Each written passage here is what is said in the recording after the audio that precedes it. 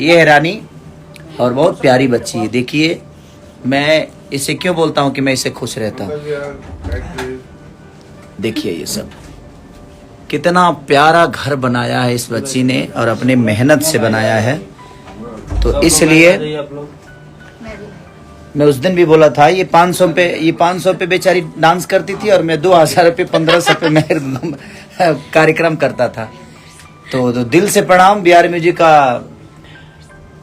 जो गाना डबल खिड़की आप लोगों ने इतना प्यार और आशीर्वाद दिया। और आपको बता रहा हूँ अभी कि हमारे बीच से एक मेहमान जाने वाले हैं।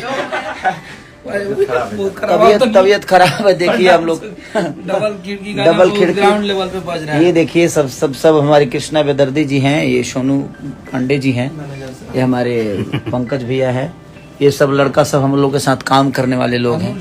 इधर देखिए, इधर ये देखिए ये संजय जी हैं, ये है सरवन बाबू, ये हमारे अनुज बाबू हैं और ये सपना चौहान जी हैं जो कि अभी लगातार गाना कौन सा गाना नचनिया का रन, कमरिया पे भाला चली, सेंट के सीसी, सैया के बेल लोटी, तो इसका आम के शवाद को सबने प्यार दिया रानी के गाने को।